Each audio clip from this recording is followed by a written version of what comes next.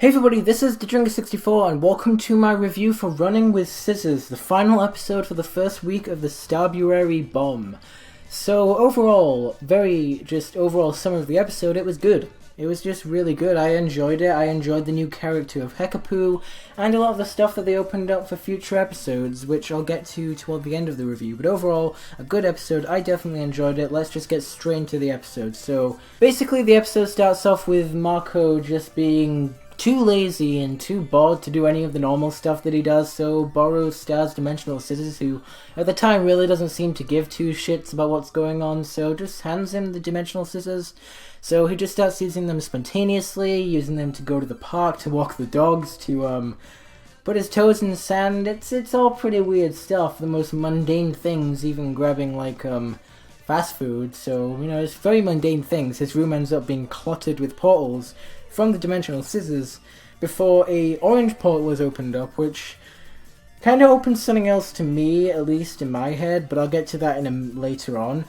But he's pulled through the portal by Hekapoo, a brand new character who we actually did see in Page Turner, if you guys remember, and we will be seeing another character from that episode in a future episode, Crystal Clear, which I'll get to when that episode airs. But overall, I like Hekapoo. I thought she was a cool character. I will like to see her again at some point, just because I thought she had a very, laid-back character. You know, she was just a very casual character. I really enjoyed her.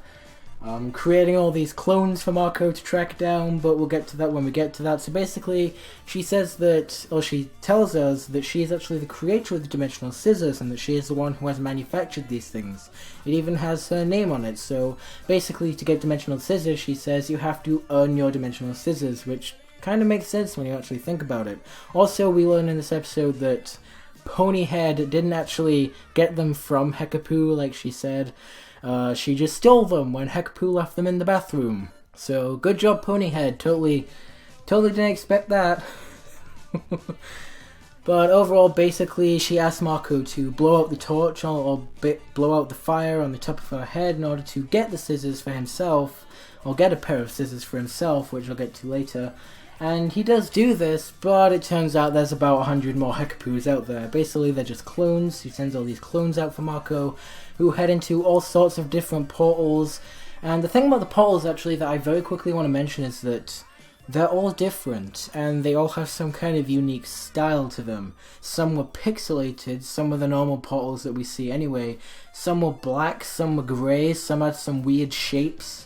So that kind of makes me wonder if each of those portals would lead to a different place, if the colour or the orientation of the portal means it leads to some place different with a lot more variety. If that's the case, then that definitely opens up a lot more, or for all we know, it could just depend on the type of dimensional scissors that you get, because obviously, as we see from the dimensional scissors that Marco gets at the end of the episode, it looks a lot different to the one that Ponyhead or Star had, so there is that. So either it leads to different worlds, or it is just dependent on the scissors that you have, which is really cool, if either one is the case, to be perfectly honest. So basically, Star realizes, oh crap, Marco's gone, calls Ponyhead, she explains everything and tells her that it's Hekapoo.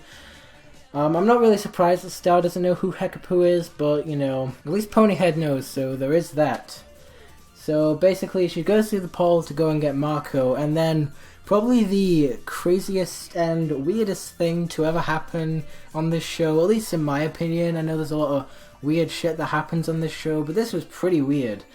We cut to the whole Hekapoo thing again with Marco, but this time, obviously Marco's tracked down the real Hekapoo and destroyed all the clones, but it's 16 years in the future. Marco is aged and is, pretty damn buff, so he gets to Hekapoo, blows out the torch, and gets his own pair of dimensional scissors, which again I'll get to later on. But Star bursts in and sees Marco, and this is actually one of the cooler parts of the episode. We get some real Starco stuff, so Star isn't even listening to Marco explain all the stuff that's going on. She's just staring at his abs all the way through, just completely entranced by his muscular body. It's kind of fun to watch, to be perfectly honest, especially as a Starco shipper, but there is that. It really enforces that feeling of Starco for the show. Like, Star definitely has thing for Marco, we know that, but This is just totally reinforcing that, no doubt about it, but I just thought this scene in general was really good, really funny, a lot of fun. I absolutely enjoyed it, but overall, it's definitely reinforcing the idea of Starco that's going to come toward the end of the season, obviously with Star Crushed and Just Friends and all that, that's going to happen. But I did like this whole 16 years later thing, so obviously he leaves his dragon, the poor dragon, such a shame. I actually would have liked it if he took the dragon with him. Again, that would have been really cool as well. But he doesn't, he heads through, and unfortunately for Star, and, you know, kind of glad this didn't happen, or this did happen, sorry, but he goes through the portal and reverts back to his normal Marco self, looking kind of fat, to be honest with you. It's less attractive now, but yeah, Marco goes back to his normal timeline, which reverts his age back to normal. Honestly, I thought they would have had to do some weird time manipulation thing, as in some of the summaries for episodes, I did see Father Time listed as coming back, which made me think, oh, maybe he'll be the one to return Marco back to his former self, but no, just going through the portal does it anyway. Totally explained, but yeah, Marco comes back, and, you know, to him, he's been gone for 16 years, which it's like, he doesn't remember anything. He doesn't remember his room. You can see it. He's looking around his room like, where am I? What is this place? I do not remember this. And, you know, even when he goes to his computer and is about to log in, he doesn't remember his password because it's been 16 years since he left, or got kidnapped, to be perfectly honest. But he ends up taking the laser puppies out for a walk, which is really nice. And, yeah, just... it was a nice ending, a pretty bittersweet ending, but it did leave us on a pretty interesting note. Marco has dimensional scissors now, his own pair, not just Star's pair, so I don't even think, does Star still have her pair at the end of this episode? I don't remember. But yeah, Marco has his own pair of dimensional scissors, and if this is the case, then this opens up a lot more possibilities for adventures, because Marco can go anywhere on his own. We could potentially see episodes in Season 3, if there is a Season 4 possibly, with just Marco. No Star, but just Marco travelling to other dimensions, which I think would be really cool. I would like to see episodes that focused a lot more on Marco going to other places on his own than being with Star. So I think that would be really cool for them to do in the future.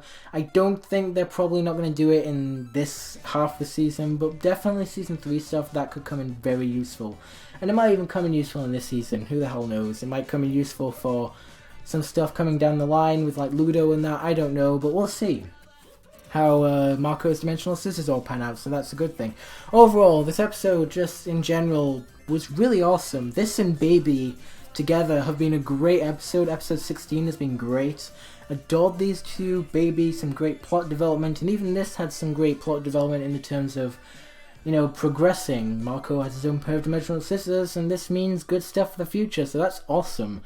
But overall, that's about all I have to say on the episode. I didn't really have too much to say on, like, Baby this time. Bit of a shorter review, but not really. But anyway, if you guys enjoyed this video, don't forget to like, comment, and subscribe, and I'll see you guys in the next video.